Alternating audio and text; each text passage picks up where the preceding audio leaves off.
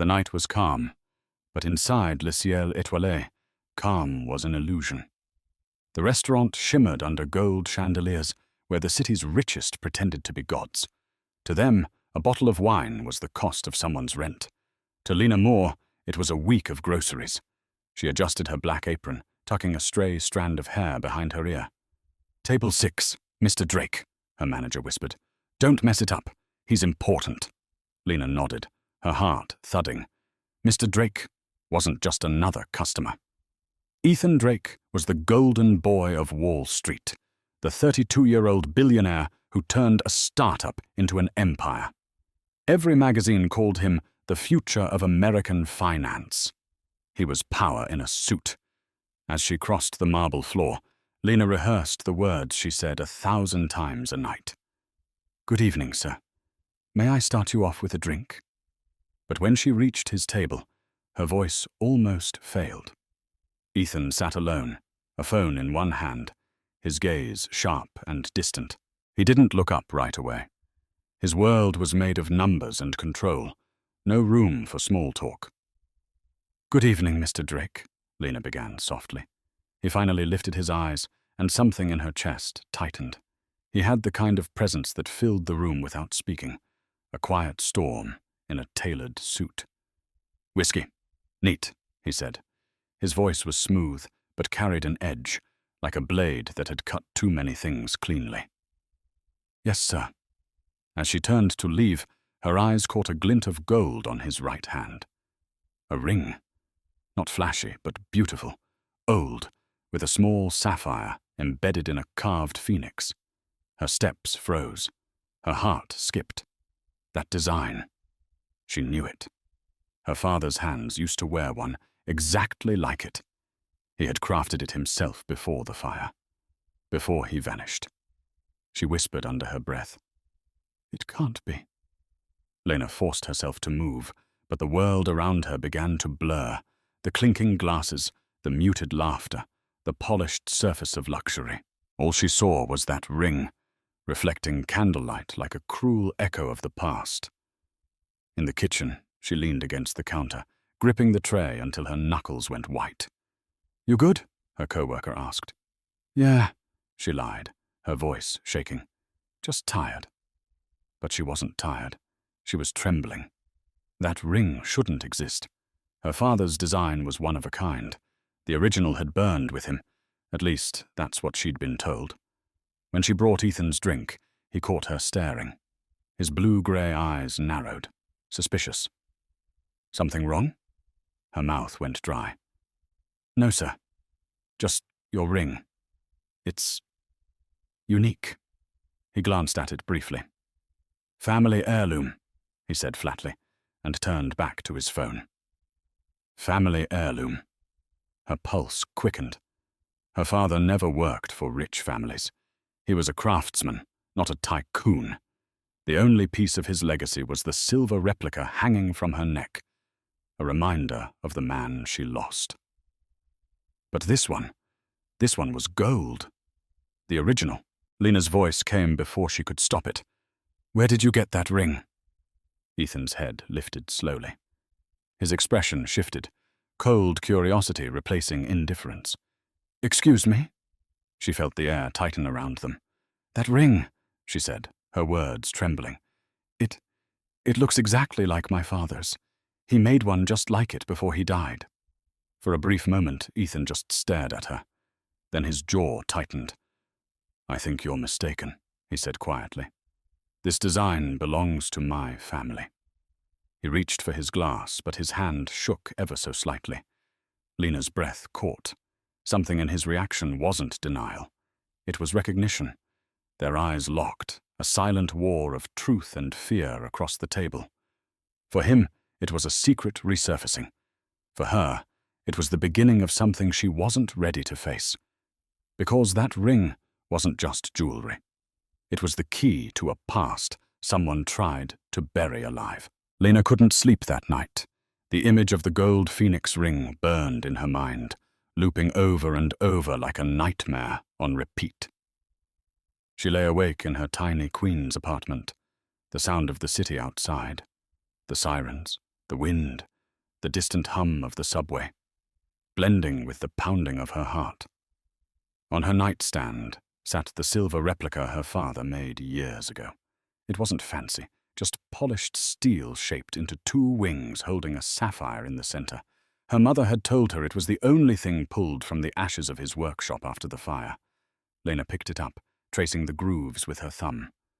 "How could someone else have this?" she whispered to herself. From the living room came the sound of her mother coughing.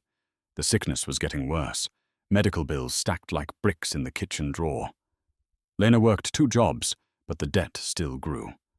Her father had been the one with steady hands, a quiet smile, and a love for creating things that lasted. After he disappeared, everything else fell apart. She walked to the kitchen, made a cup of instant coffee, and sat in the flickering light of the refrigerator. She couldn't shake Ethan Drake's face from her mind, his cold eyes, his startled reaction when she mentioned the ring. He had looked afraid. Just for a second. Then he hid it behind that billionaire calm. At 3 a.m., she made a decision. She needed answers. The next morning, Lena left early for work. Her manager barely looked up when she walked in, already barking orders about a private luncheon in the VIP room. She nodded automatically, though her thoughts were somewhere else entirely. In the staff locker room, she found her co-worker and closest friend, Jamie, who had a gift for finding things out. "Jamie," Lena began, lowering her voice. "You know that guy from last night? Ethan Drake?" Jamie smirked. "The guy who tipped $100 like it was pocket change? Yeah, what about him? I need to know where he's from, like his family. Do you know anything?" Jamie raised a brow. "You planning on dating him or blackmailing him?" "Neither," Lena said quickly. "Just please, can you check?" Jamie studied her face for a moment, then shrugged.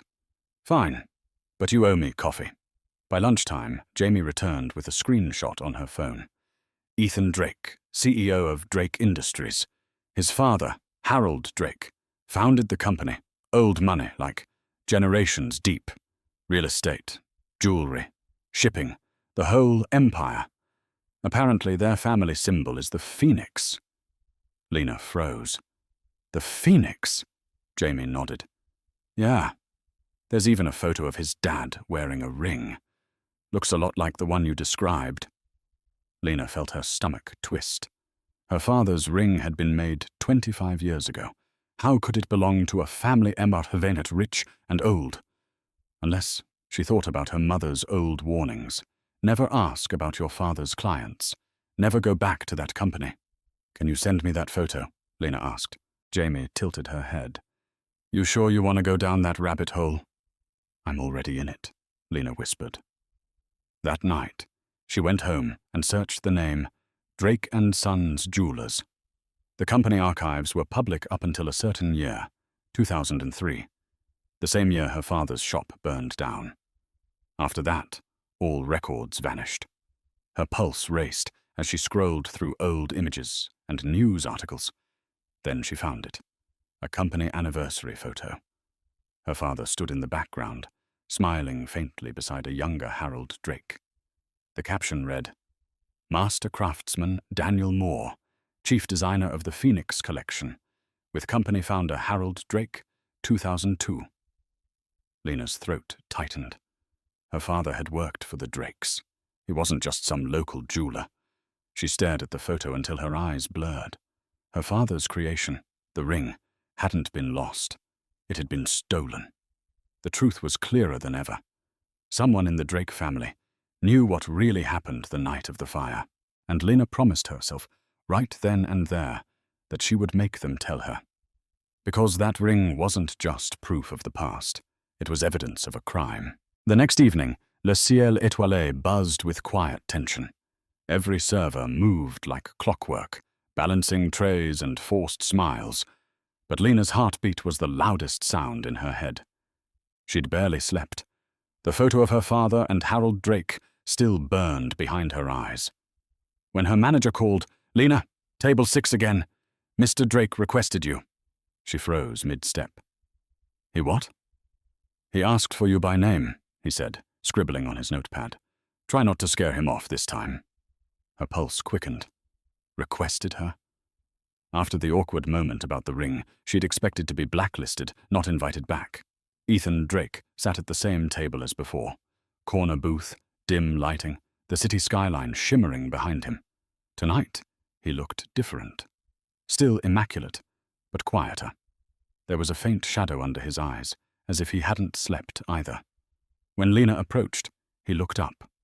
For a brief second, his gaze softened, almost curious, before his business mask returned. "Good evening, Mr. Drake," she said evenly. He nodded once. "Whiskey. Neat." She turned to go, but his voice followed her. "And Miss Moore?" She paused. "Yes, sir." His eyes flicked to the silver chain around her neck. "You wear something that looks like my ring. Coincidence?" Her throat tightened. She reached up instinctively, touching the pendant hidden beneath her uniform. "It's a replica," she said quietly. "My father made it. Before he died." Something unreadable flashed across his face. He leaned back in his seat. "What was his name?" "Daniel Moore." The name landed like a stone in water. Ethan didn't respond right away. He just stared at her, his expression blank, but the tension in his jaw betrayed him. Finally, he said, "That's not a name I expected to hear again." Lena's heart skipped. "You knew him?" Ethan hesitated, swirling the whiskey in his glass before taking a sip. "My father did." "So the ring was his," Ethan interrupted, his voice turning sharp. "It was passed to me after he died." Lena leaned closer, her voice trembling. "Then my father worked for your family. He designed that ring. I found his picture in your company archives." Ethan's expression hardened. "You shouldn't be digging into things you don't understand." "Then help me understand," she said, louder than she meant to. A few nearby diners glanced over. Lena forced her voice down to a whisper. "He disappeared after your father's fire in 2003. Nobody ever found him. You have his work on your hand. Don't you think I deserve to know why?" Ethan's fingers tightened around his glass until his knuckles turned white. For a long moment, he said nothing. The air between them felt electric. Two lives crossing where they never should have. Finally, he exhaled, slow and deliberate. "Daniel Moore was a brilliant man," he said quietly. "But brilliance can be dangerous. My father said he lost control. Started a fire in the workshop. It was ruled an accident." "That's a lie." Ethan's eyes narrowed. "You don't know that." "I know my father wasn't careless," Lena shot back. "He didn't just lose control. Someone wanted him gone." Ethan's gaze darkened. For a moment, Lena thought he might get up and leave. Instead, he set down his glass and leaned forward, his voice barely audible. "Miss Moore," he said, each word sharp as glass, "whatever you think you know about my family, forget it. Walk away. There are things in that past that don't stay buried without reason." Lena's voice trembled, but she didn't back down. "Then why are you afraid of the truth?" Ethan froze, his jaw clenched. For the first time, he looked less like a billionaire and more like a man standing on the edge of something dangerous. He stood abruptly, leaving a crisp $100 bill on the table. "Some truths don't save people, Miss Moore. They destroy them." He walked out before she could reply. Lena stood there, heart pounding, watching the door swing shut behind him. And that was the moment she knew, whatever Ethan Drake was hiding, her father's death was at the center of it. Rain hammered against the windows of Lena's apartment as thunder rolled through the city. She sat hunched over her laptop at the small kitchen table, the glow from the screen painting her face in pale blue light. The name Drake Industries sat in the search bar like a taunt. Every article, every press release told the same polished story: family emperor, innovation, philanthropy. None of them mentioned her father. She rubbed her eyes. "Come on, there has to be something." Then her phone buzzed. A message from Jamie. "Got something. Meet me behind the restaurant after closing. Bring coffee." When Lena found her, Jamie was sitting on a crate, wrapped in her raincoat, holding a USB drive like it was stolen gold. "You didn't hear this from me," Jamie said, glancing around. My cousin works in the accounts department at Drake's corporate office. I told her you were doing a college project about design history. She pulled what she could before the system flagged it. Lena took the drive, her fingers shaking. What's on it? Internal archives, Jamie whispered. Contracts, design credits, payment records, some from the early 2000s, but most of them are locked under something called Phoenix Asset Confidential. Does that mean anything to you? Lena's breath caught. Phoenix, the symbol on both rings, her father's masterpiece. She hugged Jamie. You're a genius. Yeah, Jamie muttered. Just don't get me fired. Or arrested. Back home, Lena plugged in the USB and opened the folder.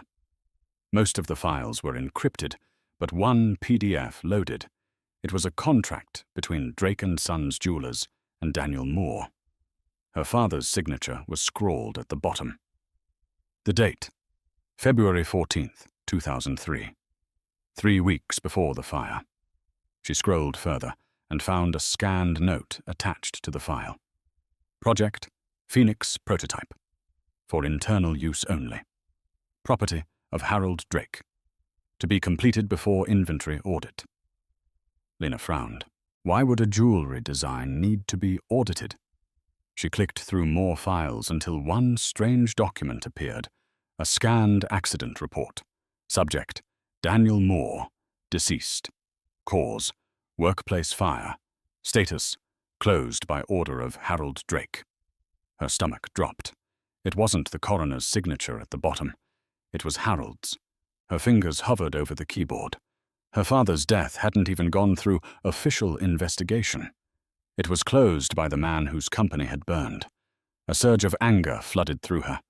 She copied the files to her desktop and backed them up on her phone. Then, buried deep in the folder, she found something else. A photograph. It showed a man in a workshop, surrounded by sketches of the Phoenix ring. Her father, smiling, standing next to a young boy with familiar blue-gray eyes. Ethan Drake. She covered her mouth, staring at the screen. He'd known her father. He wasn't just the son of Harold Drake. He'd been in that workshop, maybe even that same night. Lena's heart pounded. She couldn't let this go. She had proof, partial, but enough to raise questions. The clock on the wall read 2:17 a.m. She packed her bag, printed the files, and stepped out into the rain. She didn't know where she was going, only that she needed to see him. When she arrived outside the Drake Industries tower, the security lights glared like spotlights. The glass facade loomed above her, cold, untouchable. But the side entrance was still open, cleaners moving in and out. She slipped inside, her wet shoes squeaking on the marble floor. The elevator hummed as it carried her upward. She pressed the button for the top floor. Her reflection in the mirrored doors looked pale, determined, terrified. When the doors opened, the office was dark except for the faint light from one desk. Ethan Drake sat there, alone, typing on his laptop. He looked up, startled. Miss Moore? Lena stepped forward, soaked and shaking, holding the folder in her hands. You lied to me, she said. Ethan's eyes narrowed. What are you doing here? I found the files, she said, her voice trembling. The fire, the contract, the photo. You were there. You knew my father. Ethan stood slowly, his expression unreadable. You shouldn't have come here. Why? She demanded. Because I'm close to the truth. He stepped toward her, his tone low and urgent. Because if my father finds out what you have, he'll make sure you disappear too. Lena's breath caught. Too. Ethan hesitated, and in that 1 second, she saw it in his eyes. Guilt, fear, memory. Whatever happened 20 years ago, he wasn't just a witness. He was part of it. Lena didn't go to work the next day. She couldn't. Her mind kept looping Ethan's warning. If my father finds out, he'll make you disappear too. She sat at the kitchen table, the folder of printed documents spread out in front of her like pieces of a puzzle she didn't know how to solve. Her mother was sitting by the window, a blanket over her knees, staring out at the drizzle. "Mum," Lena began carefully, "can I ask you something?" Her mother turned, her eyes weary but warm. "Of course, sweetheart. What is it?" Lena hesitated. She didn't want to scare her, but she couldn't keep pretending. "Did Dad ever work for a man named Harold Drake?" The question hung in the air like smoke. For a long moment, her mother didn't move. Then her hand, resting on the arm of the chair, began to tremble. "Why would you ask me that?" "Because I found proof," Lena said softly. "His signature's on a contract with Drake Industries. And there's a photo, him with Harold and a little boy." "Mum, that boy was Ethan Drake." Her mother's eyes filled with something sharp. Fear, anger, and grief all tangled together. She reached for the locket around her neck and gripped it tightly. "You shouldn't have gone looking for that." "Why?" Lena pressed. "You always said Dad was just a craftsman, that he ran his own workshop." Her mother's voice broke. "He did, until Harold Drake found him." Lena pulled a chair close. "Tell me everything." Her mother looked away, her eyes glistening. "Your father was the best metalsmith I ever met. He designed custom pieces for small boutiques, never charged much. Then one day, Harold Drake walked into his shop with a briefcase full of diamonds and promises, said he wanted your father to design a collection that would define the Drake legacy. He called it Project Phoenix." Lena's heart pounded. "The same name from the files." Her mother nodded slowly. "At first it was just business, but your father started noticing things, missing shipments, gems that didn't match the records. He realized Drake was laundering blood diamonds through the jewelry company." Lena stared, horrified. "You're saying Dad tried to oppose him?" Her mother's voice cracked. "He told me he was going to the police. He never came home. That night, the fire started. The whole workshop burned to the ground." Tears filled Lena's eyes. "And you never told anyone?" Her mother looked at her with a kind of exhausted sorrow. "I was pregnant with you. They came to our apartment 2 days later, men in suits. They said it was an accident. They gave me money and told me to stay quiet. One of them, Harold, looked me in the eye and said, 'If you love your child, forget his name.' So I did." Lena's chest tightened. "You let them erase him." "I was trying to keep you alive," her mother whispered. "Your father was already gone. I couldn't lose you too." Lena stood abruptly, pacing the small living room. "They killed him, Mum.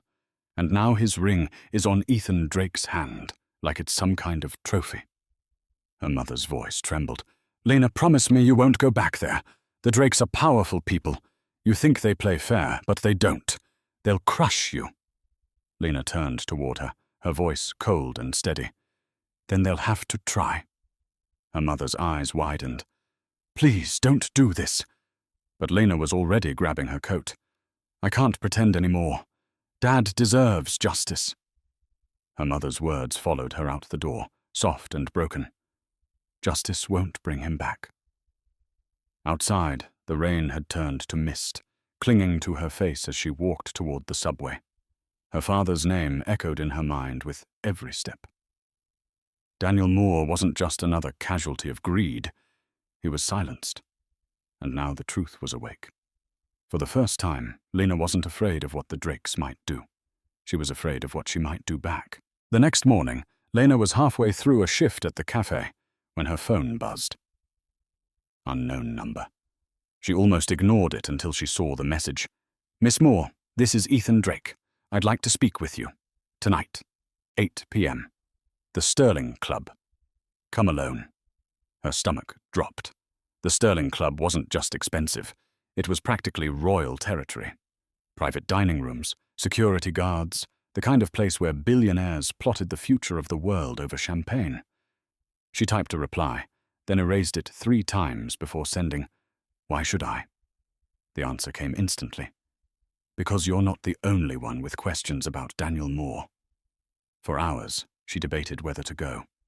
Every instinct screamed that it was a trap, but curiosity and the need for answers burned hotter. By 7:45, she was standing outside the Sterling Club, her hands shaking in the cold. The doorman glanced at her suspiciously. "Miss Moore?" She nodded. "Mr. Drake is expecting you." Inside, everything gleamed. Polished marble floors, chandeliers dripping with light, waiters in white gloves gliding silently through the room. Lena felt completely out of place in her simple black dress. A hostess led her to a private suite upstairs. Ethan was already there, sitting at a long table set for two. He stood when she entered. "Thank you for coming," he said quietly. "I almost didn't," she replied. "Your lucky curiosity's stronger than common sense." A faint smile tugged at his lips. "You sound like someone I used to know." He gestured for her to sit. The table between them was laid with crystal glasses and a single bottle of wine, already uncorked. "Relax," Ethan said. "It's not poisoned. I'll take my chances with water," Lena muttered. He nodded, amused. "Fair." For a while, silence filled the room except for the soft hum of classical music. Finally, Ethan spoke. "I did some digging after you left my office, about your father." Lena's pulse quickened.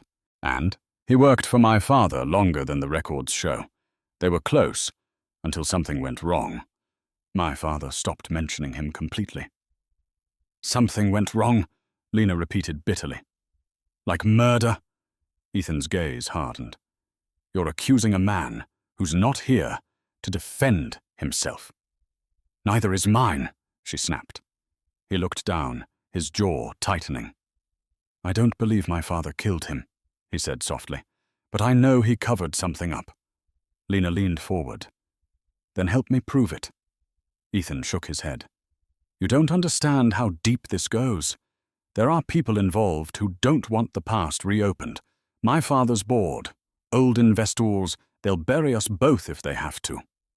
She stared at him. "You're scared?" He met her eyes. "You should be too." The waiter appeared, setting down their plates, seared scallops, truffle risotto, a dish that smelled like luxury and guilt. Lena barely touched hers. After a long pause, Ethan pulled something from his pocket and set it on the table. A ring box. Her breath caught. He opened it. Inside, under the dim golden light, lay the original phoenix ring, the one she'd seen on his hand. Except this one was slightly different. Older. The gold more tarnished, the sapphire duller. "There were two," he said quietly. "My father told me they were prototypes. One went missing the night of the fire." Lena stared, stunned. "That's impossible. My mother has the replica. She said it was all that survived." Ethan exhaled. "Then one of us has been living with a lie." She looked up at him. "Which one?" Before he could answer, the door opened. A man in a dark suit stepped inside, whispering something in Ethan's ear. Ethan's face drained of color. He stood abruptly. "We have to leave. Now." Lena frowned. "What's happening?" He grabbed her hand, pulling her toward the side exit. "My father knows you're here." They slipped out into the back corridor as two security guards rushed past the other way. Lena's voice trembled. "What does he want from me?" Ethan didn't answer. He just tightened his grip. And in that moment, as alarms echoed faintly through the hall, Lena realized Harold Drake wasn't protecting his legacy anymore. He was protecting a secret worth killing for. They didn't stop running until they reached the parking garage beneath the Sterling Club. The echo of footsteps chased them through the concrete maze. Ethan hit the unlock button on his key fob, and a sleek black sedan blinked to life. "Get in," he said. Lena hesitated. "You think I'm just going to—" "Get in, Lena." His tone snapped like a whip. She climbed in, slamming the door behind her. The car sped out of the garage, tires squealing on the wet pavement. Rain splattered against the windshield as the city blurred past in streaks of light. "What the hell was that?" she demanded. Ethan's knuckles were white on the steering wheel. "My father's head of security. If he saw you, it means Harold knows you've been digging." "Then why meet me there?" "I thought it would be safe," Ethan muttered. "Clearly I was wrong." Lena crossed her arms, staring out at the passing buildings. "You're full of secrets, you know that." "Yeah," he said bitterly. "And every one of them is a bomb waiting to go off." They drove in silence for a while until Ethan pulled over near the waterfront. The Hudson shimmered under the streetlights. He killed the engine and leaned back, exhaling hard. Lena turned toward him. "You said you don't think your father killed mine. So what do you think happened?" Ethan hesitated. "There's something I've never told anyone. Not the board, not the press. The night of the fire. I was there." Lena froze. "I was 12, he continued quietly. "My father had brought me to the workshop to show me the new designs. He left me in the office while he argued with someone. I heard shouting. Then the smoke alarms went off. When I ran out, the place was already burning. My father grabbed me and dragged me to the car. He told me never to speak of that night again." Lena's voice trembled. "And you didn't?" Ethan shook his head. "I was a kid. I believed him when he said Daniel caused it. But you don't anymore." His eyes flicked toward her. "No, because 2 months ago, while going through old corporate archives, I found payment records, large transfers to a man named Victor Lang, listed as consultant. He wasn't. He was our head of security back then, and he disappeared right after the fire." Lena's pulse quickened. "You think he set it?" "I think my father paid him to." Before Lena could respond, Ethan's phone buzzed. He looked at the screen, frowned, and put it on speaker. A man's voice filled the car. Smooth, deep, and familiar. "Ethan," the voice said, "you've been busy." Lena's blood ran cold. Harold Drake. "Father," Ethan said, his tone flat. "We need to talk." "I agree. But not over the phone. Bring the girl." "I don't think so." A pause. Then Harold's voice sharpened. "You're making a mistake. That woman doesn't know who she's dealing with. Her father was a thief. He stole from me." "That's a lie," Lena shouted before she could stop herself. Harold chuckled darkly. "Like father, like daughter." Then the line went dead. Ethan threw the phone onto the dashboard, his jaw tight. Lena turned to him. "He called me like father, like daughter. What did he mean by that?" Ethan didn't answer right away. "My father doesn't waste words.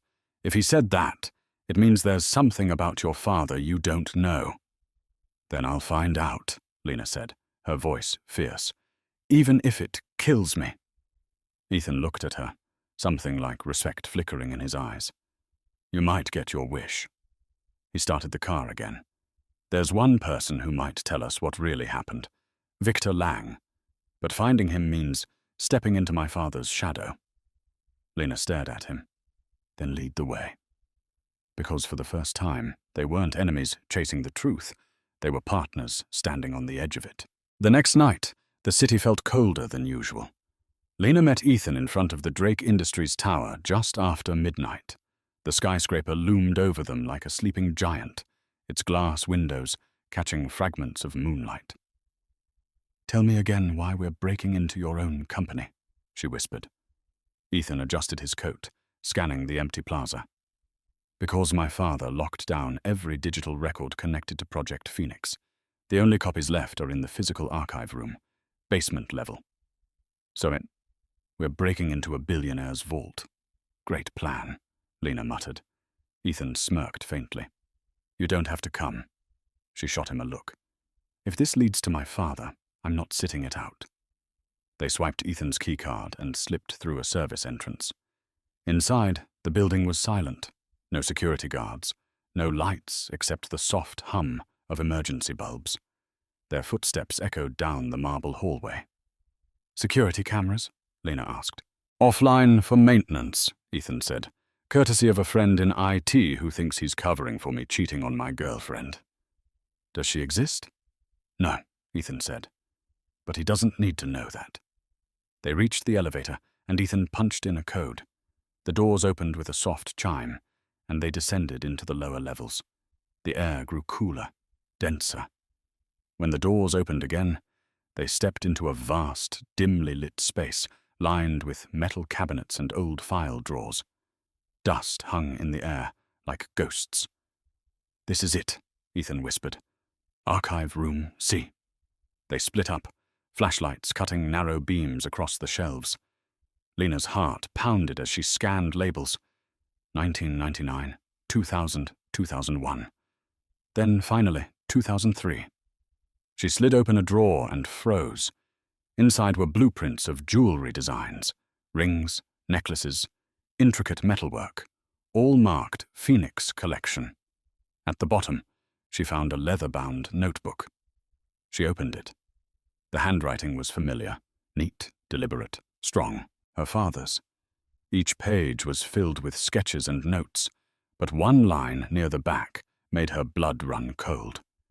If anything happens to me, tell Laura to look for the truth in the fire. Ethan, she called softly. You need to see this. He appeared beside her, his flashlight illuminating the page. His brow furrowed. Laura, that's your mother? Yes. Lena's voice trembled. He left her a message. But what does the truth in the fire even mean? Before Ethan could answer, a metallic click echoed through the room. Lena froze. Footsteps. Heavy ones. Ethan grabbed her arm and pulled her behind a row of shelves just as a beam of light swept across the room. A man's voice muttered near the doorway, low and irritated. I told Harold I'd handle it, the voice said. Should have burned this place years ago. Lena's stomach twisted. She knew that name. Victor Lang, Ethan whispered. The man was older now, his hair silver under the flashlight, but his build was solid, military, controlled. He walked slowly down the aisle, his hand resting on a holstered gun. Lena's pulse thundered in her ears. She clutched the notebook to her chest. Ethan leaned close, whispering, Stay behind me. Lang's flashlight swept closer. He stopped, squinting toward the shelves. Who's there? Ethan straightened, stepping into the light. Hello, Victor. Lang froze, stunned. Mr. Drake? Ethan's voice was calm, but his jaw was tight. Looking for something? Lang's eyes flicked toward the shadows behind Ethan. You shouldn't be here, kid. Neither should she. Lena stepped out before Ethan could stop her. You worked for Harold Drake, she said. You were there the night of the fire. What did you do to my father? Lang's expression hardened. You should have left the past where it belongs. He reached for his gun, but Ethan moved first. The struggle was quick and brutal, papers scattering as they slammed into a cabinet. The gun clattered to the floor. Lang shoved Ethan away and stumbled back. His voice rasped. You think you're ready for the truth, girl? Your father wasn't innocent. He had something worth killing for. Before Lena could speak, Lang bolted toward the exit. Ethan cursed and went after him, but the security alarms erupted, red lights flashing across the room. Lang disappeared into the stairwell. Lena clutched the notebook, breath shaking. The truth was no longer buried. It was running, just like them. The shriek of alarms ripped through the building. Red lights pulsed against the glass walls, painting everything in flashes of danger. Ethan grabbed Lena's wrist. Move! They sprinted through the maze of corridors, the echo of their footsteps mixing with the wail of the sirens. Somewhere above them, security radios crackled to life. Sub-level 3 breach! 2 suspects on foot! Lena's chest burned as they reached the stairwell. He's getting away! Ethan pushed the door open, the metal clang echoing up the concrete shaft. Then we catch him! Lang's footsteps thundered from above. They chased him upward, floor after floor, until they burst into the dim light of the main lobby. Security guards were already converging, drawn by the alarm. Lang darted across the marble floor, knocking over a vase as he ran toward the side exit. Ethan cursed. He's heading for the loading dock. They cut through a service hallway and pushed through a metal door. The night air hit them like ice. Rain poured down, hammering the asphalt. Lang sprinted toward a black SUV idling near the dumpster. Lena shouted, Stop him! Ethan didn't hesitate. He lunged forward, tackling Lang just as he reached the vehicle.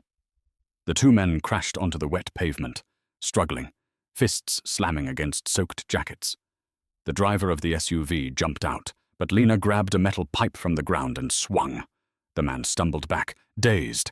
Lang shoved Ethan off and scrambled to his feet, blood mixing with rain on his face. "You shouldn't have come looking for this," he shouted. Ethan stood, chest heaving. "You murdered Daniel Moore. You burned him alive." Lang spat water and shook his head. "You don't know what you're talking about, kid. Your father ordered it." Lena froze. "What?" Lang's eyes flicked toward her. "Daniel found out the Drakes were using their jewelry business to move dirty money. He tried to expose them. Harold panicked. Hired me to make it look like an accident." Ethan's voice cracked. "And you did it." Lang's expression shifted, almost regretful. "I started the fire, but your old man, he stayed inside. He told me he had proof, papers, designs, a ledger. He said the truth would survive him. I didn't believe him until now." He gestured toward Lena's bag, where the notebook peeked out. "Looks like he was right." The sound of sirens grew louder. Real police this time, closing in.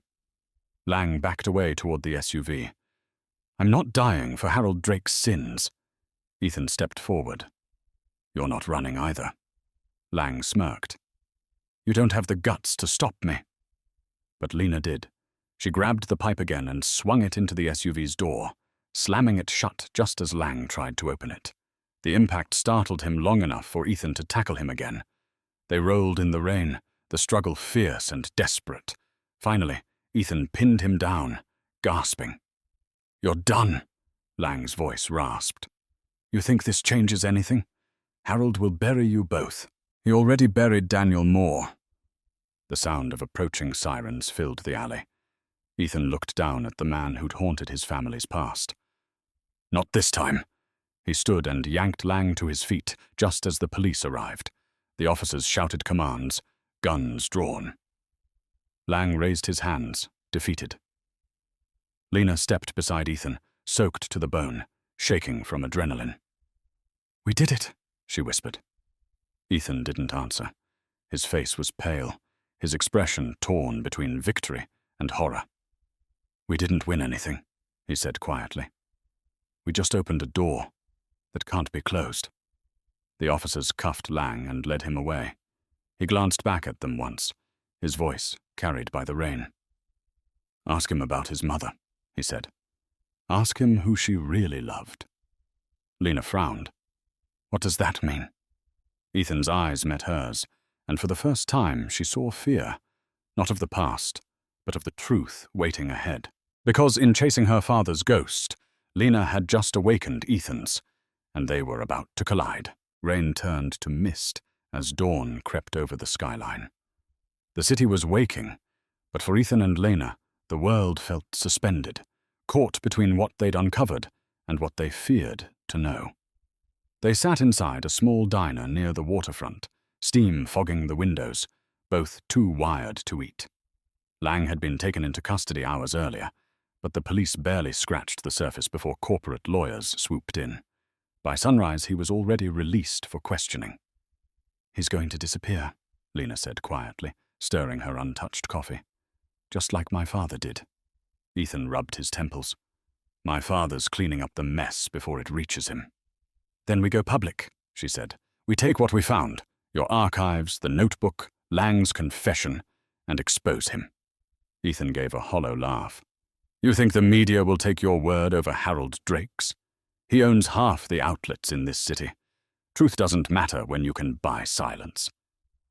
Lena's frustration boiled over. "So what? We just let him walk away again?" Ethan didn't answer. He stared out the window, lost in thought. "Lang said something about my mother," he murmured. "That she loved someone else." Lena looked up. "You think he meant my father?" Ethan hesitated. "It's possible. My mother was different. Quiet. Sad, most of the time. My father treated her like a trophy, not a person. I remember once, when I was a kid, she disappeared for a few days.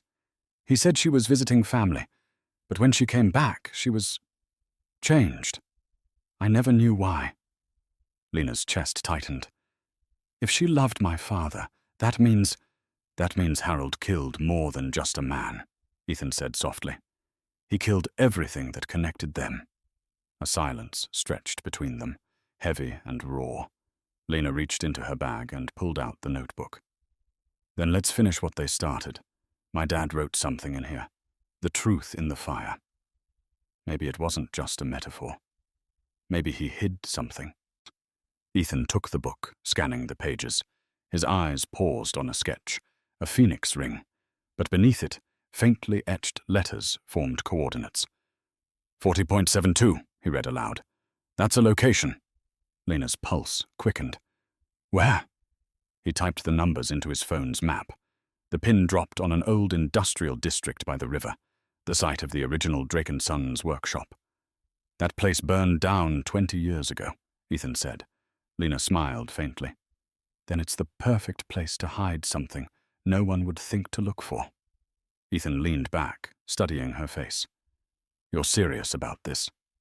I lost my father to their lies, she said. You lost your mother to them too. We both deserve the truth. He nodded slowly. Then we do it together. They left the diner as the morning sun broke through the haze, painting the wet streets in gold. For a moment, it almost felt peaceful. But peace never lasted around the Drakes. As they turned the corner toward Ethan's car, a sleek black SUV pulled up to the curb. Two men in suits stepped out, their expressions blank and professional. Mr. Drake, one said, your father requests your presence. Ethan's jaw tightened.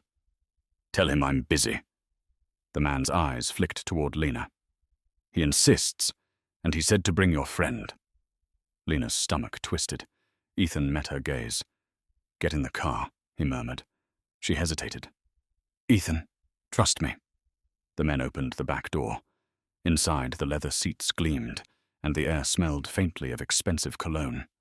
As the car pulled away, the city faded behind them. Lena's hand found Ethan's under the seat, gripping tight. Where is he taking us? She whispered. Ethan's eyes stayed forward. Home, he said quietly. And for the first time, I think he's ready to tell the truth. But the truth waiting for them inside Harold Drake's mansion wasn't confession. It was a trap decades in the making. The car wound through the hills outside Manhattan, the skyline shrinking behind them until it vanished completely. Rain had stopped, leaving the road sick and shining beneath the grey morning light. No one spoke. The driver's eyes stayed fixed on the road. The man in the passenger seat kept one hand inside his jacket, a silent warning. Lena sat rigid, her heart pounding.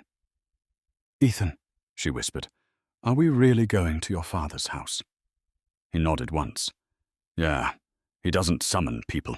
If he wants to see me, it means something's changed. Changed how? Ethan stared out the window. He's cornered.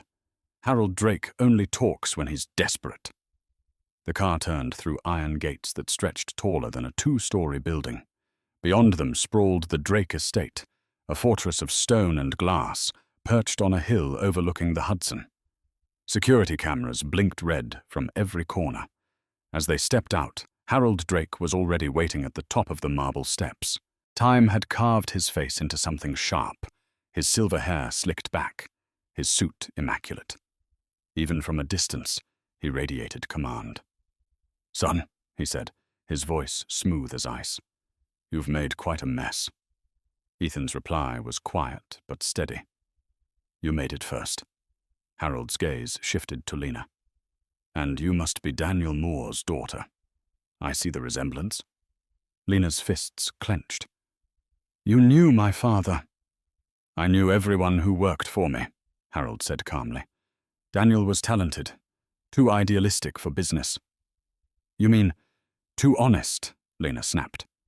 A faint smile tugged at Harold's lips.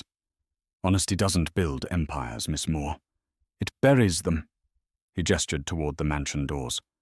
Come inside. I think it's time you both hear the truth. Inside, the house was a museum of power, paintings, marble statues, and silence. Harold led them to his study, where a fire crackled in the hearth despite the warm air.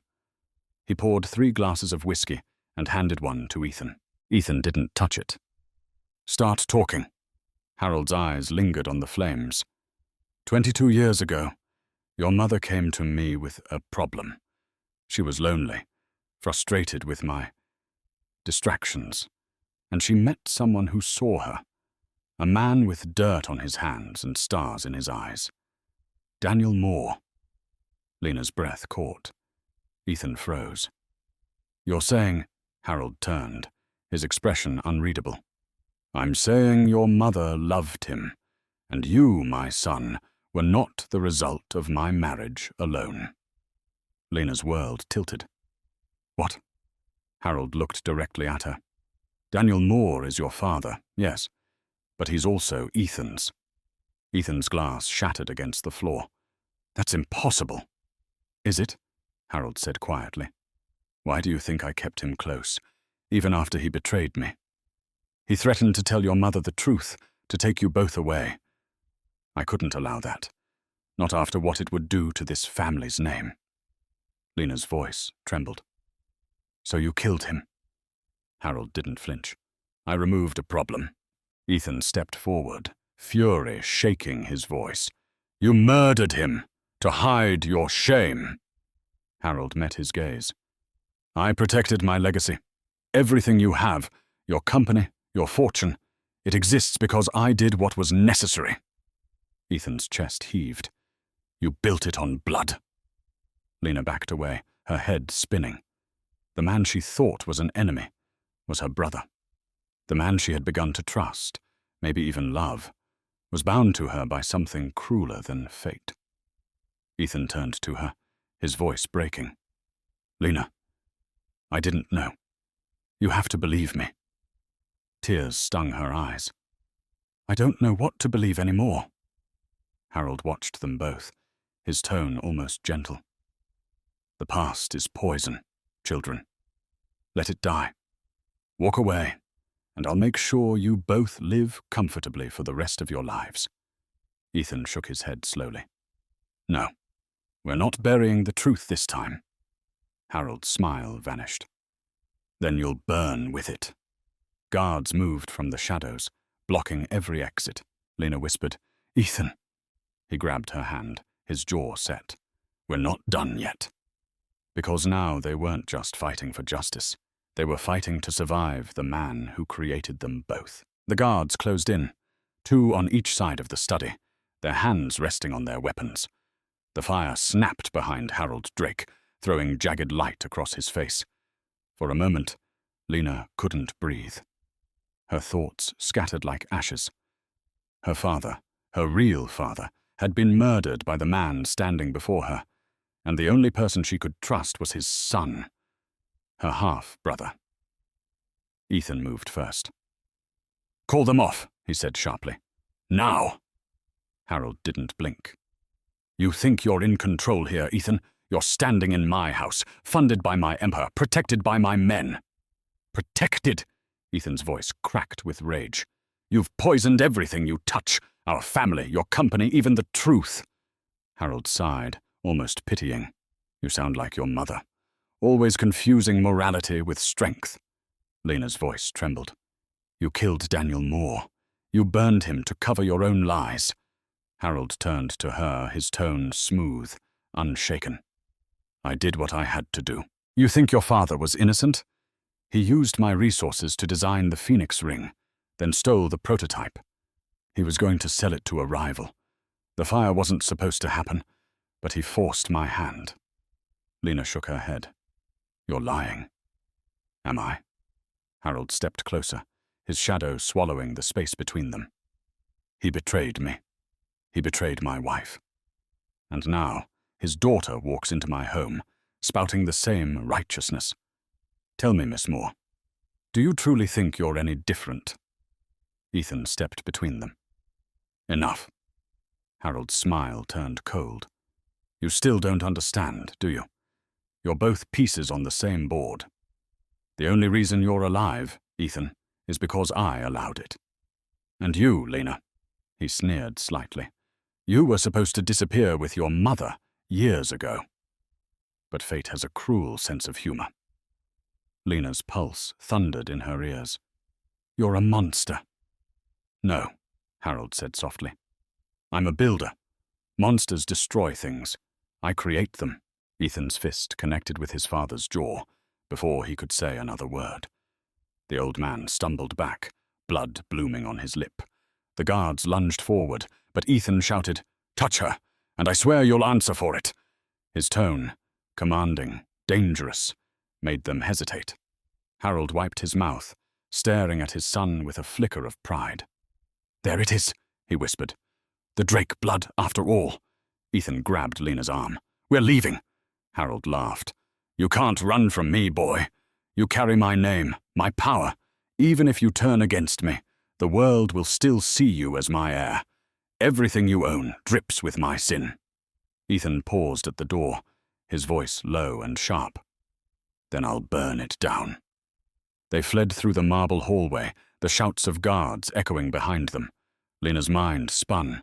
Brother, father, betrayal. None of it felt real. Outside, the rain had started again. They sprinted toward the car parked near the gates. Ethan's hands shook as he fumbled for the keys. "We have to go public," he said, breathless. "The files, the DNA, everything. If the world knows what he's done, he can't hide behind money anymore." Lena slid into the passenger seat, her voice trembling. "Ethan, the DNA. What if it's true? What if we really—" He started the engine but didn't look at her. "Then we deal with it. Later." "But—" "Later," he repeated, his voice raw. "Right now, surviving is all that matters." They sped down the winding driveway as headlights flared behind them. The estate guards were chasing. Ethan's jaw tightened. "He'll send people after us. We'll have to vanish for a while." Lena stared out the window, her reflection ghostly in the rain. "He said you carry his blood," she whispered, "but I think you carry something else, too." "What's that?" Ethan asked. "Conscience," she said softly. "And that's the one thing he'll never understand." Ethan glanced at her, a faint, broken smile crossing his face. "Then maybe that's how we win." But neither of them realized. Harold Drake wasn't done playing.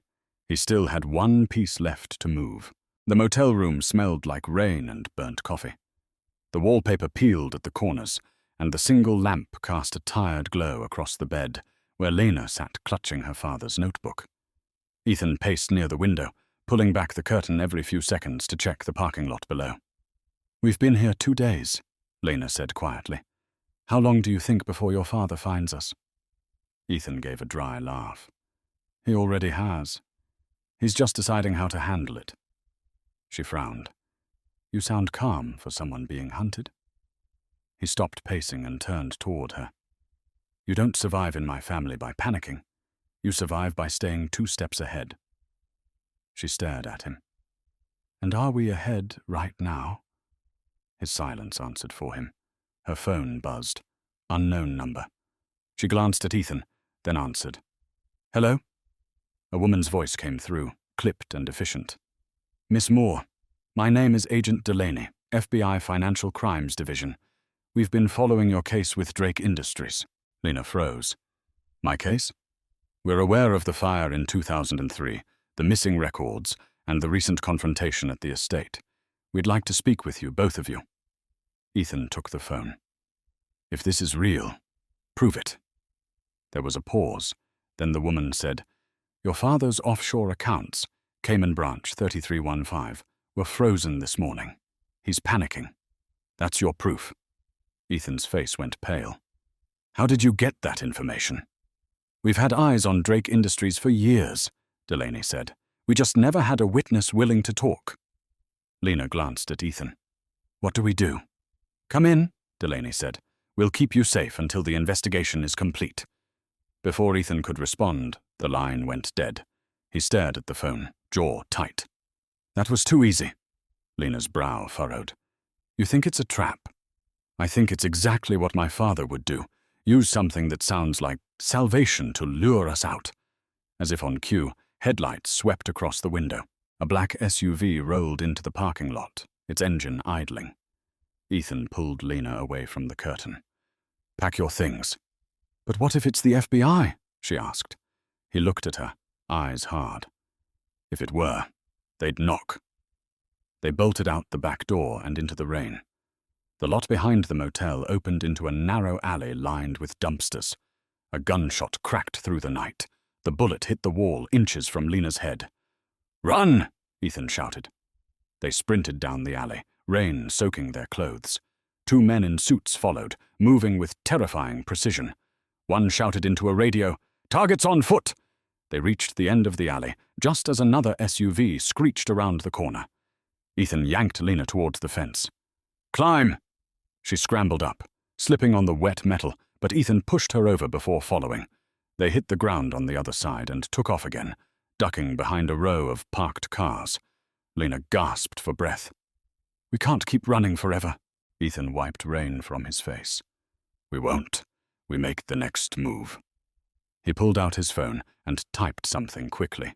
I just sent the files from my father's archive to 3 journalists. If anything happens to us, they go public. Lena's eyes widened. You just declared war. Yeah, he said grimly. And I don't plan on losing. A distant explosion rattled the air, a flash from the direction of the motel. Lena turned just in time to see flames rise into the sky. Our room, she whispered. Ethan's face hardened. He's not sending warnings anymore. He's sending messages. She grabbed his arm. Then let's send one back.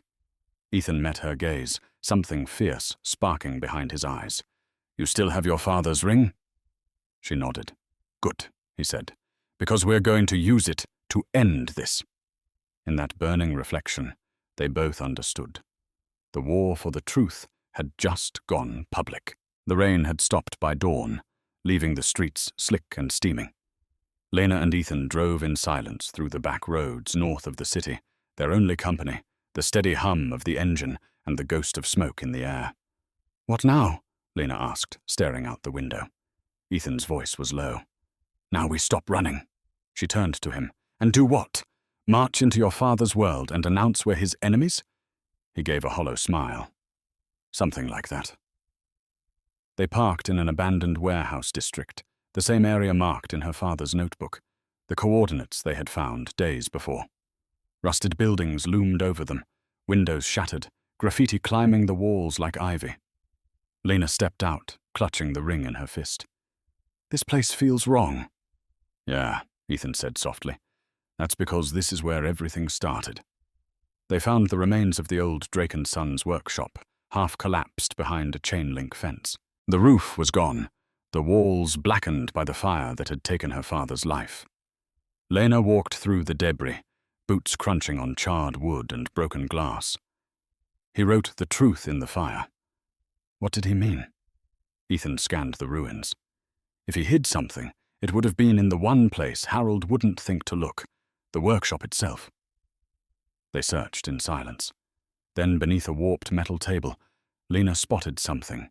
An old steel floor safe, half buried under rubble. Ethan, she called. He rushed over, brushing off the debris. The dial was fused with rust. It's sealed. Can you open it? Maybe, he said, pulling a crowbar from the trunk of his car. Step back. After several hits, the safe finally gave way with a metallic crack. Inside was a fireproof envelope, its edges singed but intact. Lena reached in carefully and pulled it out. Her hands trembled as she opened it. Inside were photos, documents, and a single flash drive labeled Phoenix Ledger. She held it up. He did it. He kept proof. Ethan scanned the papers, shipping invoices, bank transfers, names of offshore accounts. This is everything, he said quietly. Smuggling routes, blood diamond suppliers, money laundering, all tied to Harold Drake. Lena's voice shook. We can end him. Ethan nodded. Yeah, but once we release this, there's no going back. Before Lena could answer, a sudden click echoed behind them. They froze. A man's voice drawled, You two just don't know when to quit, do you? Victor Lang stepped from the shadows, gun in hand. His face was bruised from their last encounter, but his smirk hadn't faded. "Lang," Ethan said darkly, "you should be in custody." Lang shrugged. "Your father has good lawyers, and better money." Lena clutched the envelope tighter. "You're not taking this." "Not taking it," Lang chuckled. "I'm here to erase it. And you." He raised the gun, but Ethan stepped in front of Lena. "You'll have to shoot me first." "Gladly," Lang said, finger tightening on the trigger. Before he could fire, Lena hurled a metal pipe from the floor. It struck his arm, sending the gun skittering across the concrete. Ethan lunged, tackling him hard. The two men crashed against the rubble, fists flying. "Run!" Ethan shouted. But Lena didn't move. Instead, she grabbed the gun, heart pounding, and aimed it at Lang. He froze, pinned under Ethan, breathing hard. "You don't have it in you, sweetheart." Lena's hand trembled. "You're right," she said, lowering the gun, then swung it like a bat, knocking him unconscious. Ethan stood, chest heaving.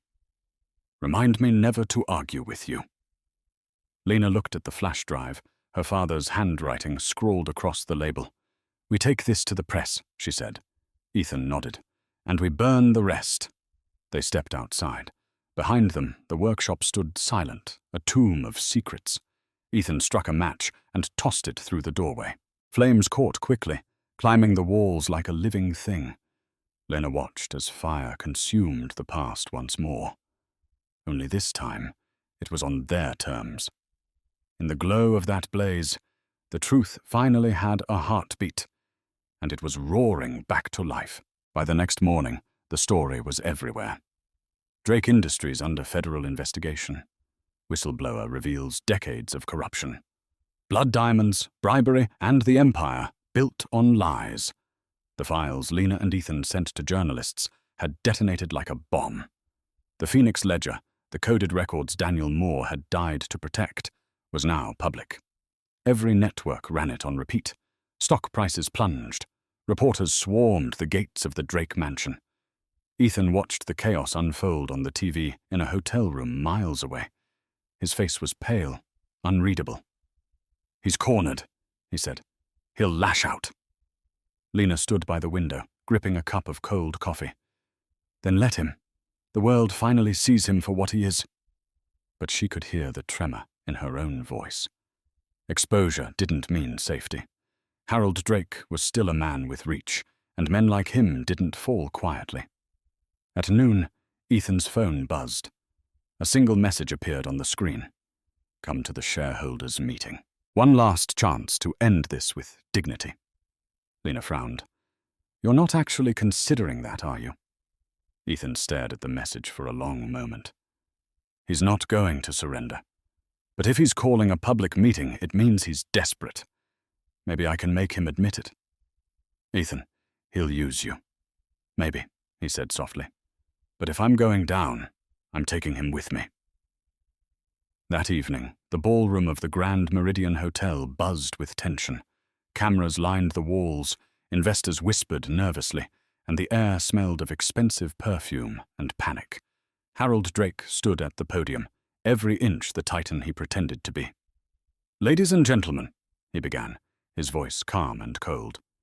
"Recent accusations against Drake Industries are nothing but lies manufactured by those seeking attention and money." Reporters murmured. Cameras flashed. Then the doors opened. Ethan walked in. The room erupted with gasps. Harold froze for the briefest second, then recovered. "My son," he said smoothly, "has been misled by people with emotional motives." Ethan climbed the steps, his gaze fixed on his father. "You mean people like Daniel Moore, or maybe like the daughter you tried to erase?" A ripple went through the crowd. Lena appeared in the doorway, clutching the flash drive. Her heart pounded, but her voice was steady. "You don't get to lie anymore." Harold's smile faltered. "Security, remove her." But before anyone could move, Ethan stepped forward, blocking the guards. "If anyone touches her," he said, "I'll tell every camera in this room who you really are." Harold's eyes burned with fury. "You're my son." Ethan shook his head. "No, I'm Daniel Moore's son." The man you murdered. The crowd erupted into shouts. Reporters surged forward. Harold's face drained of color. You have no proof, he hissed. Lena stepped beside Ethan, holding up the drive.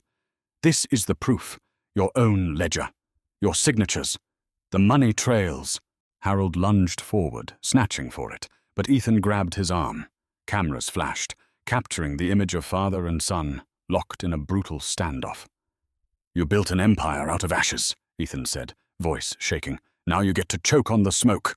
Harold's hand trembled. For the first time, the mask cracked. You don't understand. Everything I did for family. Ethan let go of him. No, you did it for control. The flash drive slipped from Harold's hand, hitting the floor and skidding across the stage. Lena picked it up, turned toward the cameras and said, The world deserves to know the truth. The lights were blinding, the room alive with chaos. Harold stumbled back, face white, sweat beading at his temples. Then, suddenly, his hand clutched his chest. He staggered, gasping, eyes wild. Dad! Ethan shouted, instinct overriding everything. Harold fell to his knees, the mighty voice of Drake Industries reduced to a rasp. You destroyed me. And then he collapsed. The crowd froze. Cameras kept rolling. The Empire had just witnessed its king fall. Lena stood beside Ethan, her voice barely a whisper. It's over. Ethan stared at his father's still body. No, he said quietly. It's just beginning. Because now that the world knew the truth, it would demand payment, and the Drake's debt had just come due. The footage went viral within hours. By sunrise, every news outlet in America was running the same loop. Harold Dernble's Drake, collapsing on stage, as his son and the daughter of the man he'd murdered stood before him. The empire that once seemed untouchable was now rotting in the public eye. Lena watched it all unfold from a quiet hospital hallway. The fluorescent lights buzzed overhead, the sterile air thick with exhaustion. Ethan sat a few chairs away, elbows on his knees, staring at the floor. He's alive, Lena said finally, breaking the silence. Ethan didn't look up. I know. He's asking for you. A bitter smile tugged at his mouth. Of course he is. The cameras aren't here anymore. Now he can rewrite the story however he wants. Ethan, she said softly. He's dying. He looked at her then, eyes hollow. So was my father 20 years ago. Nobody cared. Lena had no response to that. She just sat there, watching the rain streak down the window. For all the noise outside, journalists, lawyers, federal agents, the hospital felt unnaturally still. When the nurse appeared, Ethan stood without a word and followed her down the hall. Lena hesitated, then trailed behind. Harold Drake lay in a private room, pale against the white sheets. Machines beeped softly, tubes snaking from his arm. He looked smaller now, stripped of the power that once filled every inch of him. Ethan, he rasped, his voice little more than a whisper. You came.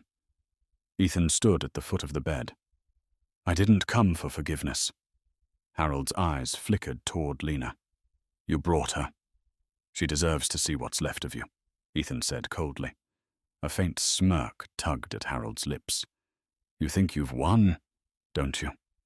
That exposing me made you free. He coughed, a wet, rattling sound.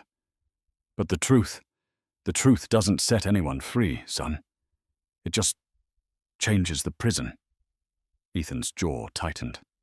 You built your own. Harold's breathing grew shallow. I did what I had to do to protect our name. Lena stepped closer. You protected yourself. You killed my father, destroyed my family, and turned your son into your shadow. Harold's eyes met hers, cold, calculating even now. You're a lot like him, you know. Daniel, idealistic, blind. Lena's voice shook. At least he had a soul. For a moment, something flickered in Harold's expression, remorse or maybe just the recognition of defeat. His gaze shifted back to Ethan. You're stronger than he was. Don't waste that strength chasing ghosts.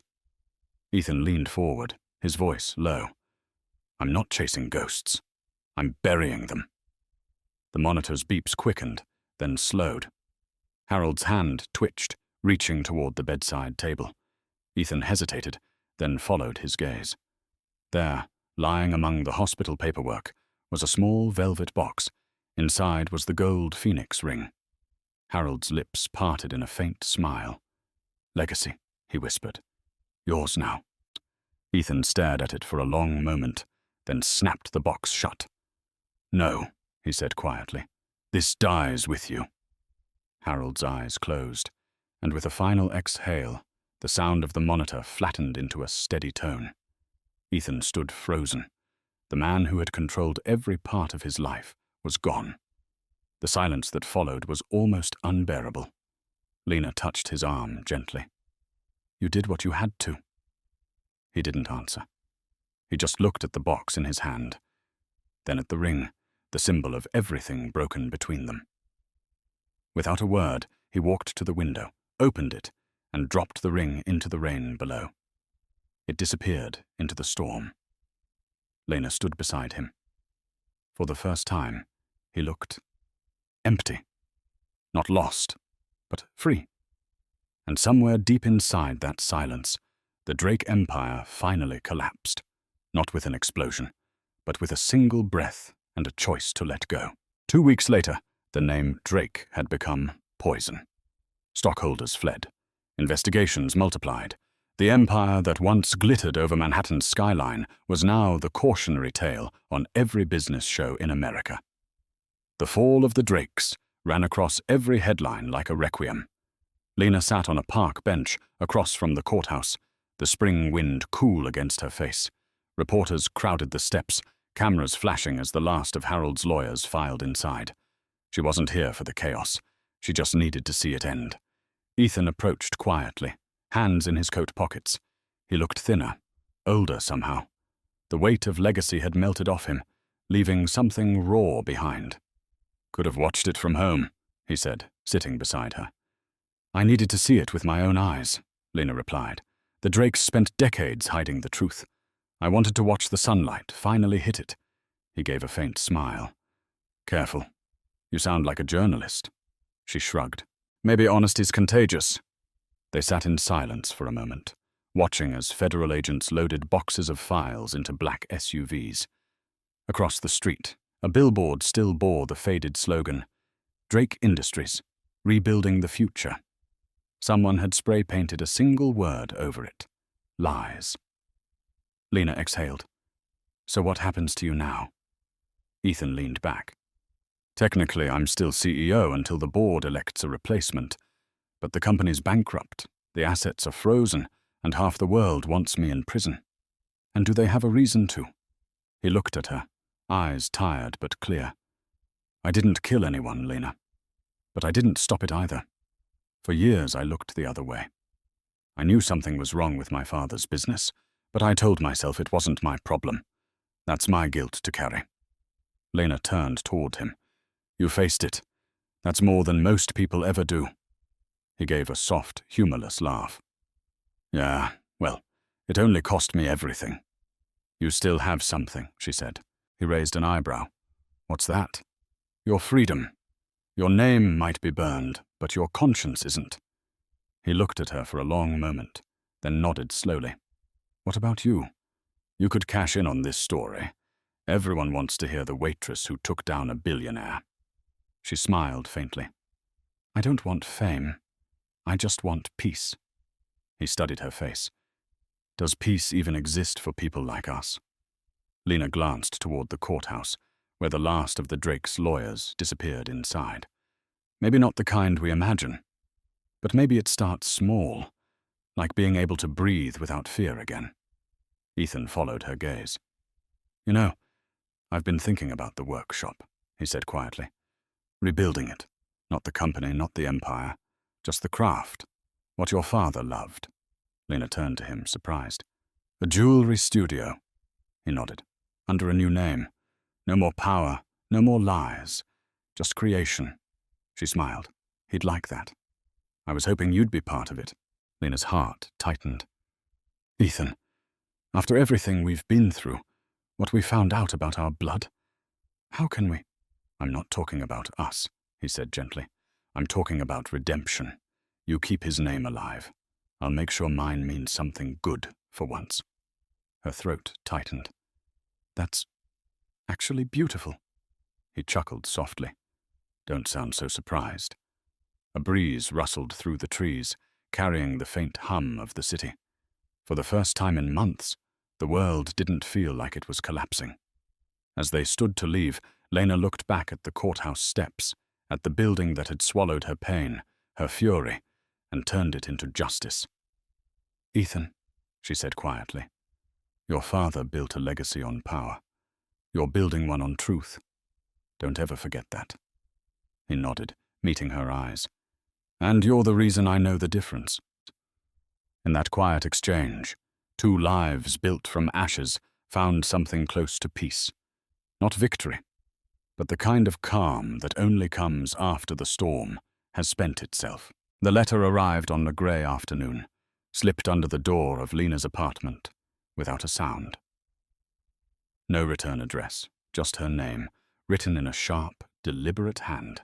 Lena Moore. She stared at it for a moment before opening it. Inside was a short note and a single business card embossed with gold. Wells and Associates, Estate Law. The note read, Miss Moore, you are named in the final will and testament of Harold Drake. Please attend a private reading at 4 p.m. tomorrow. Her breath caught. Harold Drake, dead and buried, yet still finding ways to pull her back into his orbit. When she called Ethan, his first words were, Don't go. He included me for a reason, she said. If I ignore it, I'll never know what he left behind. Or what trap he's set, Ethan replied. The next afternoon, she found herself standing outside a sleek office building downtown. The receptionist led her to a conference room lined with bookshelves and quiet tension. Ethan was already there, sitting at the far end of the table. Guess he wanted an audience, she murmured. Ethan gave a humorless smile. He always did. A thin, silver-haired attorney entered, carrying a thick folder. Thank you for coming, he said, settling into a leather chair. Mr. Drake's estate has been complicated, but he left explicit instructions for this portion of his will. He opened the folder and began reading. To my son, Ethan Harold Drake, I leave control of all remaining Drake assets, should he choose to claim them. However, should he decline, the entire estate shall transfer to the legal heir of Daniel Moore. Lena froze. What? The lawyer continued. This includes remaining properties, patents, and financial holdings not seized by the government. Estimated total value, $312 million. Ethan leaned back, staring at her. He left everything to you. Lena shook her head. No, this is another manipulation. He's trying to divide us even when he's gone. The attorney looked up. Mr. Drake anticipated that reaction. His will includes a recorded message for the 2 of you. He pressed a button on a small speaker. Harold's voice filled the room, cold, steady, unmistakable. If you're hearing this, it means the world I built has finally crumbled. I always said legacy mattered more than love. I was wrong. The 2 of you are what's left of everything I destroyed. Ethan, my blood. Lena, my guilt. I leave you both what remains, so you can decide what kind of empire to build next. Together or apart, that choice defines the Drake name now. The recording clicked off. Silence followed, heavy and suffocating. Lena swallowed hard. He's still trying to control us. Ethan stared at the table. Maybe. Or maybe he's giving us a way out. She frowned. You're not actually thinking about taking it? I don't want the money, he said quietly. But if I refuse, it all falls on you. You'll spend your life fighting lawyers, vultures, the press. Lena crossed her arms. I don't want his blood money. Ethan looked at her, his eyes tired but soft. Then use it for something he'd hate. Build something honest. create what our fathers never could. She hesitated. And you? He managed a faint smile. I'll help you set it up. Then I'm gone. No more boardrooms, no more legacy. Just a life. The lawyer cleared his throat. So, Miss Moore, will you accept? Lena stared at the folder, the weight of 2 families pressing against her chest. Yes, she said finally. But not for him. For my father. And for every person he silenced. As they left the office, Ethan slipped the checkbook into her hand. Then it's yours, he said. All of it. Lena looked down at the paper and then at him.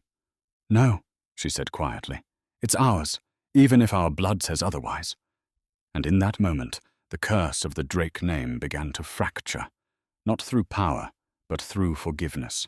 The first warm day of spring arrived quietly, carrying the scent of rain and blooming earth. Lena stood at the edge of Greenwood Cemetery, the wind tugging gently at her coat.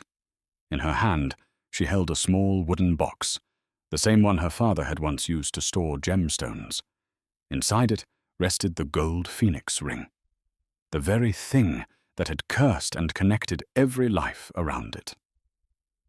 Ethan parked a few yards away and walked up the hill toward her. His steps were slow, respectful. He'd cut his hair short, traded the expensive suits for a plain jacket. He looked less like a Drake and more like someone who'd finally shed his skin. You're really going to do it, he said quietly. Lena nodded. This ring has done enough damage. It doesn't belong in anyone's hands anymore. He watched her kneel by the gravestone. It was simple, carved with care. Daniel Moore, father, craftsman. Truth never burns. Lena brushed away the petals scattered by the wind. I wish he could see this, she whispered. I wish I could tell him it's over. Ethan crouched beside her. Maybe he knows. She opened the box, the ring glinting in the sunlight. The gold had dulled, the sapphire dimmed, but even in its faded beauty, it still looked à l'évoque, like it carried every secret it had ever witnessed. I used to think it was cursed, she said softly, but maybe it was just unfinished. Ethan's gaze softened. What do you mean? My father made it as a symbol of rebirth, the phoenix, but it only ever brought destruction. Maybe the curse wasn't the ring, it was what people did with it. My father made it with love. Your father used it for power. It's time to give it back to the earth. Ethan nodded slowly. Then let's finish it together.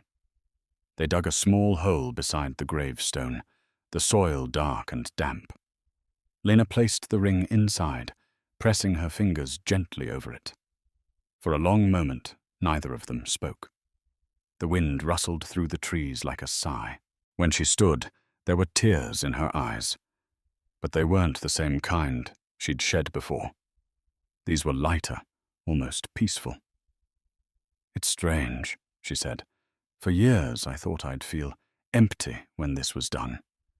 But I don't. I just feel free. Ethan smiled faintly. That's what truth does. It doesn't fix everything. It just sets you down where you can start over. They walked in silence toward the car, the cemetery stretching behind them like a sea of names. As they reached the gate, Lena stopped. Ethan? He turned. Yeah? She reached into her coat pocket and pulled out a silver chain, the replica of the ring her father had made for her mother. I want you to have this, she said. A reminder of what came from the ashes. He hesitated. Lena, I can't. You can, she interrupted gently. Because this one wasn't made in greed. It was made in love. You deserve at least one piece of that story. Ethan took it slowly, his fingers brushing hers. Thank you. Don't thank me, she said. Just live better than they did. He nodded, slipping the chain into his pocket. For a moment, they just stood there, 2 survivors bound not by blood, but by choice. The clouds broke, and sunlight poured through, painting the world in gold. Lena looked back one last time at her father's grave. Rest now, she whispered. The fire's gone. Ethan followed her gaze. You think he's proud? She smiled. I know he is. They walked toward the car, side by side, the air crisp with promise. Behind them, the earth held its secret, the ring that had once sparked war now resting in peace. And for the first time in decades, the phoenix truly died. Not in flames, but in forgiveness. A year later, Manhattan looked different to Lena Moore. Not smaller, but somehow less cruel. The city that once swallowed her whole now felt like something she could finally breathe in. She stood outside a small storefront in Soho. Above the glass door hung a modest sign written in brushed gold letters. Phoenix Reborn, Custom Jewelry, by Lena Moore. The name had raised eyebrows at first. Some people thought it was too bold, too symbolic. But for Lena, it wasn't about irony. It was closure. The phoenix no longer meant greed or power. It meant creation, renewal, and survival. She unlocked the door and flipped the sign to open. The shop smelled faintly of cedar and metal polish. Sunlight poured across rows of handcrafted rings and necklaces, each one carrying a story. Pieces made from reclaimed silver, melted scraps, and fragments salvaged from fire-damaged buildings. The first customer of the day was an older woman with kind eyes. She lingered over a glass case before looking up. They're beautiful, she said softly. Every piece feels alive. Lena smiled. They're made from things the world gave up on. The woman nodded knowingly. A little like us, then. When she left, Lena stood behind the counter for a long moment, letting the quiet fill the space. Her father would have loved this place. He used to say metal had memory, that when shaped with care, it carried the fingerprints of everyone who touched it. She glanced at the photo on the shelf. Her father in his workshop, smiling beside her as a little girl. Next to it sat the silver replica ring, gleaming under the morning light. The bell above the door jingled, pulling her back. Ethan stepped inside. His hair was longer now, his face calmer. He wore simple clothes, a far cry from the billionaire armor he used to live in. I didn't think you'd actually open this place, he said, smiling. I didn't think you'd actually show up, she replied. He laughed softly. You named it Phoenix Reborn. I had to see it. It's not about them, she said quickly. It's about us, the parts that survived. He nodded, walking slowly around the shop, running a finger along the wooden counter. You did it, Lena. You took everything they broke and built something beautiful out of it. Not alone, she said. You gave me the chance. He looked up. No. You gave me redemption. They stood there in comfortable silence for a while, surrounded by the quiet hum of the city outside. So, she said finally, what have you been doing these days? No more board meetings? Ethan chuckled. No more empires. I started a foundation, helps fund small artisans and craftsmen, people like your dad, people who just need one chance. Lena smiled. That sounds like something he'd be proud of. Maybe, Ethan said softly, but I think he'd be proud of you more. Her eyes glistened. He'd be proud of both of us. He looked at the photo on the shelf, then at her. Mind if I leave something here? Depends, she teased. What is it? He reached into his pocket and pulled out the silver chain she'd given him months ago. A reminder, he said, of where the fire ended and where it started again. Lena took it gently, her fingers brushing his. She placed it next to the photo. The sunlight caught the metal, scattering light across the walls like sparks reborn. Looks right at home, she said. He smiled. Yeah, so do you. As he turned to leave, Lena called after him. Ethan? He looked back. Thank you, she said, for not being your father. He held her gaze for a moment, then nodded. Thank you for reminding me. I didn't have to be. The door closed behind him, the bell chiming softly. Lena looked around her shop, the tools, the metal dust, the glint of silver catching morning light. For the first time in her life, everything felt steady. She whispered to the empty room, "We rise again." And in that moment, the phoenix wasn't a symbol of tragedy anymore. It was proof that from the ashes of ruin, love and truth could still take flight. So that's it, my friends. The story has come to an end. You're still here, aren't you? If you are, then something in this story must have touched your heart in its own quiet way. Maybe it's the idea that no matter how deep the fire burns, there's always something inside us that can rise again. Like Marcus Aurelius once said, what stands in the way becomes the way. The pain, the betrayal, the loss, they're not the end. They're the beginning of understanding who we really are.